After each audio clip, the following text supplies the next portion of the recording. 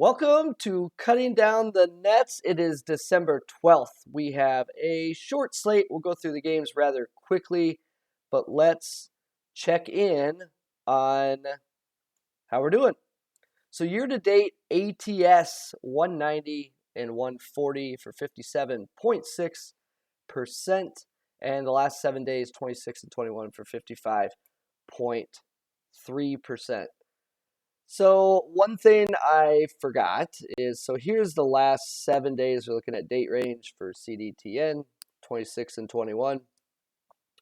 But I do want to point out, because this differs from a video a couple days ago, but I forgot early in the year I had some over-unders. So I went 19 and 21 on over-unders. So overall, the total is 209 and 161, but every year, it's tough when this model spits out actual scores like 75 to 72, so 147, and then you see a total of 139. Typically, each year, forget that I'm not very good at over-unders. This is a spread model, and get caught with over-unders. So good closing line value, but no actual results there. So overall, it's been a pretty good year. If I were to grade yesterday, it ended up very well, but there was some bad bets in there. Just objectively, some poor decisions, whether it's the timing of the bet or things like that. So got caught with the Houston betting it early. Basically, any bet that occurred after that would have cashed as it ended on the number. I don't think it was goaltending at the end, but who knows? Texas A&M, Corpus Christi cruised. Good bet. VCU, good bet. EKU, no complaints. Didn't work out. It's a high variance game. Both teams shoot a lot of threes. No issues there. Good bet. Whew. We got there with LSU, but to lose 2 points of value, not ideal. So that was a frustrating one. Kentucky didn't hit a shot from deep, and I'd make that bet 10 times out of 10. Again, Arizona, that number bounced all over the place. I don't know. I think it was -2 very early. Then it went more to like a pick 'em. Then it got all the way back up to 3. So it really hopped around. But I'm comfortable with the decisions made there. Same with North Texas. UConn, I was fine with. Jacksonville was not originally in the pool. I think they were -6, 6.5 even to start. And there was enough movement that it kind of got put into the target zone. So I thought I timed it right, but it actually ended up dropping a little bit more, and they cruised. Wazoo, that's a bad bet. Opened at 4. That's what caught my interest, and after moving 2 points, I still went there. And in hindsight, the market was overreacting to that Idaho game, and I wish I would have held strong there. Ohio was fine, nothing unusual there. Longwood, the line dropped, but I trying to predict which way a Longwood line's going to move. That's why I reference Torvik's numbers and Ken Palm's numbers. I think those can be market indicators if they're off significantly, and I think they were both in line in that 10-point range. New Hampshire was a 2.5-point dog, maybe a 2 to start, and they moved enough to get into my zone. Similar story with Charlotte. It was a close play, made it happen. BYU, this is just double entry. This should give you some confidence in BetStamp. You can't delete anything, so I accidentally did it twice and it didn't work. Syracuse, I'd make this bet 10 times out of 10 as well. It didn't work out. Georgetown hit the jumpers. I said, look, sign me up for betting against Georgetown hitting the jumpers, and it didn't work out. So I have one bet in right now. I did it as a communication tool late last night while I was working on NFL DFS, but as you'll see, I like Florida State -6, -6.5. So I've run my efficiency model for this pool. Or this slate. We've narrowed it down to a pool, and I'll highlight some of the risks. Not a lot of plays today, but certainly some options there. It really just depends on how much action you want and what your personal goals are. So let's hop to the slate. I kind of have these roughly sorted by variance, but it changes when the lines change, and I don't feel like rearranging them and things like that. So the biggest variance in spread is actually Purdue, who I have by 19.4. This is on neutral court. Actual line is 14. I have it orange because I'm jaded from 2 late meltdowns from Purdue, and I just don't feel like laying a big number with them right now. I do think they bounce back. Data likes it.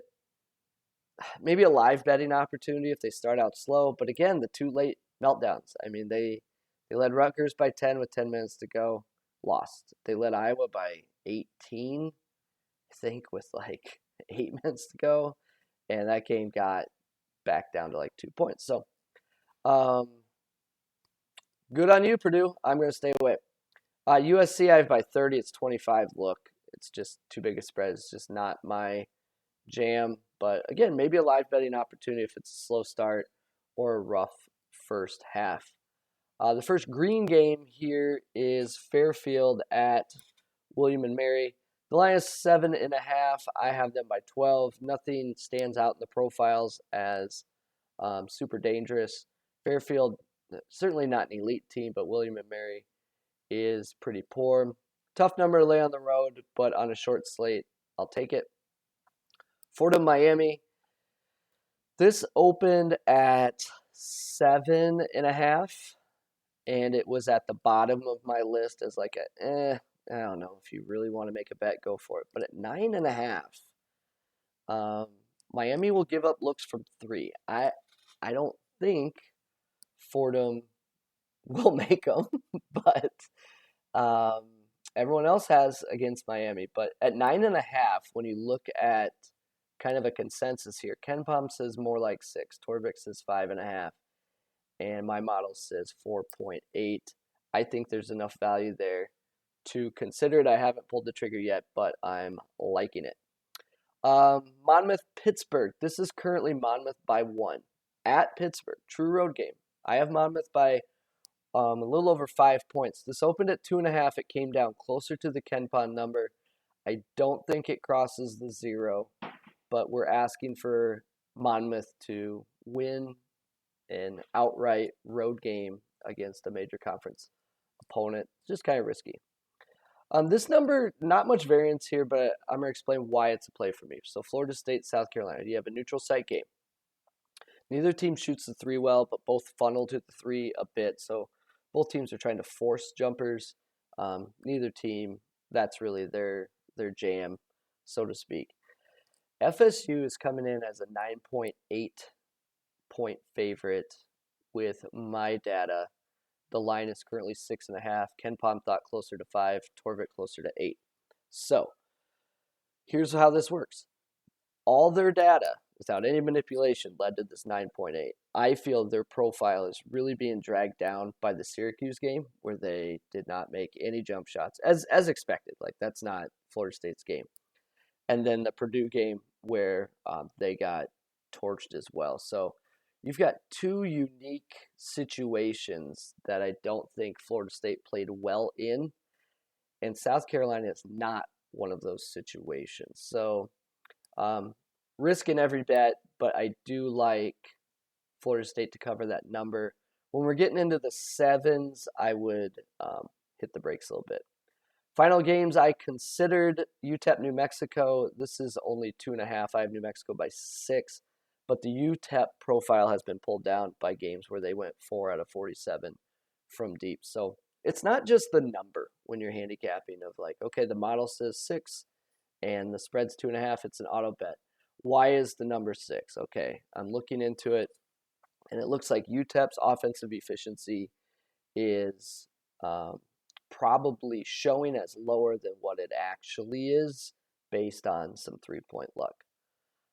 Presbyterian College of Charleston, this opened much lighter If I would have hit it very early, I'd have been fine with it. But at 10, I'm going to sit out. Maybe it comes back down.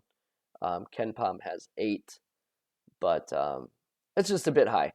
Presbyterian's extremely flawed basketball team, though. UMKC versus SAU Edwardsville. We have model as SAU Edwardsville as a 2-point favorite, but they are getting a point and a half.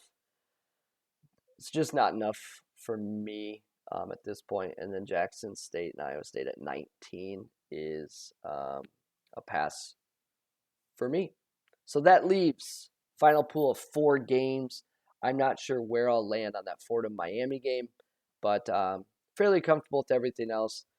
Monmouth, I don't feel like I'm going to lose too many points. I don't see that shooting back up to like 3 based on the fact that Ken Palm has it at 1, and it's a true road game. And then there might be enough points in that Miami-Fordham game, but could catch some steam. I won't be monitoring much. It's NFL DFS day for me, so I'm one of the few people in the country that is just as concerned with Monmouth's 3-point rate as they are Ricky Seals-Jones' projected snap counts. So what a life to live. Thank you for stopping by, cutting down the nets. Good luck on this Sunday, and thanks for tuning in.